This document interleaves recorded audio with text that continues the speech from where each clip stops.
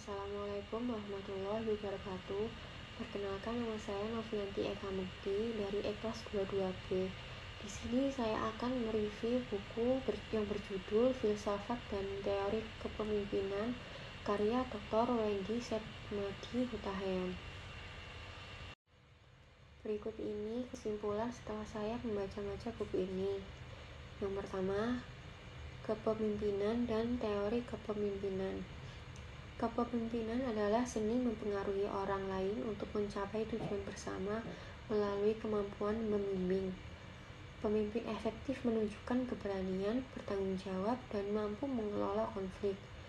Pemimpin sukses tidak hanya bergantung pada bakat, tetapi juga pada pendidikan dan pelatihan. Yang kedua, kekuasaan dan wewenang. Kekuasaan dalam organisasi mencakup kemampuan mempengaruhi orang lain, baik melalui legitimasi posisi, keahlian, maupun karisma. Penggunaan kekuasaan harus disesuaikan dengan situasi untuk mendapatkan hasil yang diinginkan. Yang ketiga adalah pemimpin inovatif. Pemimpin inovatif adalah mereka yang fokus pada perubahan, berpikiran terbuka, dan tidak takut mengambil resiko. Inovasi diperlukan untuk menghadapi tantangan dan menciptakan solusi baru. Yang keempat adalah manajemen perubahan. Perubahan dalam organisasi memerlukan strategi yang disesuaikan dengan kebutuhan, mencakup perubahan struktur, prosedur kerja, atau budaya organisasi. Tahapan perubahan meliputi identifikasi kebutuhan, perencanaan, implementasi, dan evaluasi. Yang kelima adalah kepemimpinan publik dan privat. Kepemimpinan publik berfokus pada pelayanan masyarakat dengan mengedepankan moral dan keadilan. Kepemimpinan privat lebih terarah pada efisiensi dan keuntungan. Tantangan dalam kepemimpinan publik sering lebih kompleks dibandingkan sektor privat. Yang keenam adalah komunikasi dan relasi. Gaya komunikasi pemimpin, baik yang mengendalikan maupun kolaboratif, mempengaruhi efektivitas hubungan kerja. Penting untuk menyesuaikan gaya komunikasi dengan situasi dan orang yang diajak bekerja sama. Yang ketujuh adalah pengembangan organisasi.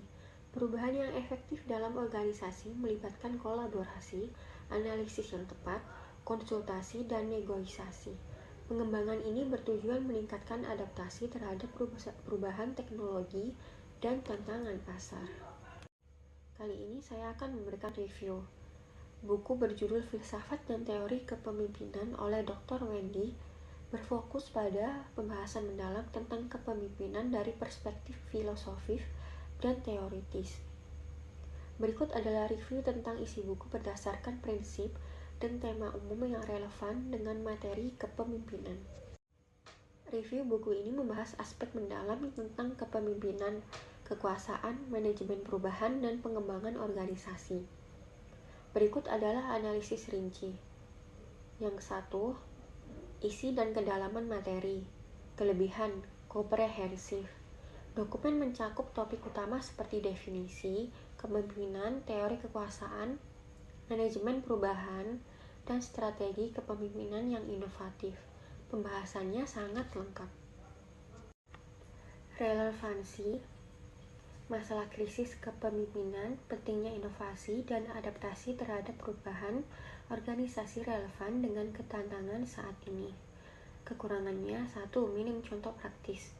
Banyak konsep teori yang disampaikan, tetapi kurang didukung oleh ilustrasi nyata atau studi kasus yang dapat membantu pembaca memahami penerapan konsep tersebut dalam kehidupan nyata. 2. Peningkatan relevansi modern. Isu-isu seperti digitalisasi, perubahan pasca pandemi, atau kepemimpinan dalam era teknologi belum banyak diulas. Yang kedua, struktur dan alur penulisan.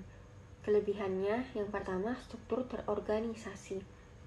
Dokumen dibagi ke dalam subtopik seperti teori, gaya komunikasi, dan perubahan organisasi yang mempermudah pembaca menemukan poin-poin penting. Logis dan berurutan. Materi disampaikan dengan urutan logis dari teori dasar hingga isu kompleks. Kekurangan yang pertama, pengulangan ide. Beberapa konsep seperti kekuasaan dan manajemen perubahan diulang di beberapa bagian, yang dapat membuat pembaca merasa dokumen kurang efisien. Yang kedua, paragraf panjang.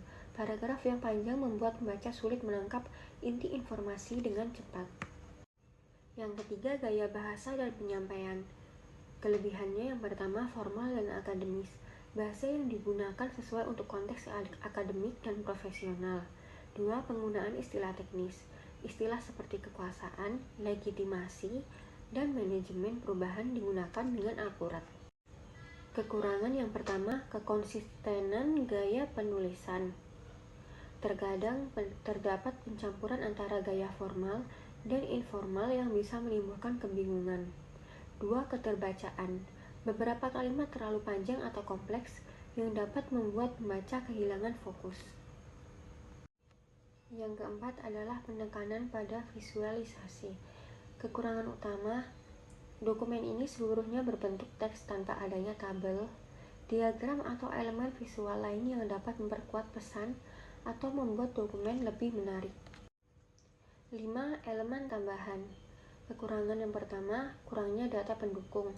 Tidak ada statistik, data atau grafik yang bisa memperkuat argumen, seperti efektivitas gaya kepemimpinan tertentu atau hasil dari penerapan strategi perubahan organisasi. Yang kedua, aplikasi praktis.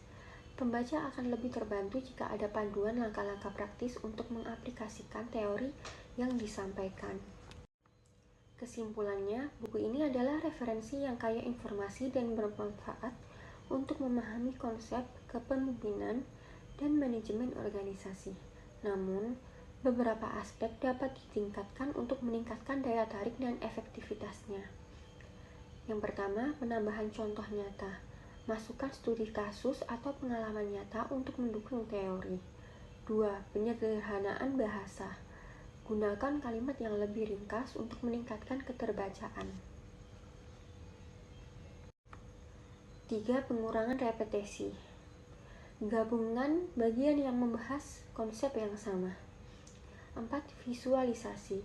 Tambahkan elemen visual seperti diagram, tabel, atau poin-poin untuk menyoroti ide utama. 5. Bahas isu modern. Sertakan diskusi tentang kepemimpinan digital atau tantangan kepemimpinan di era teknologi.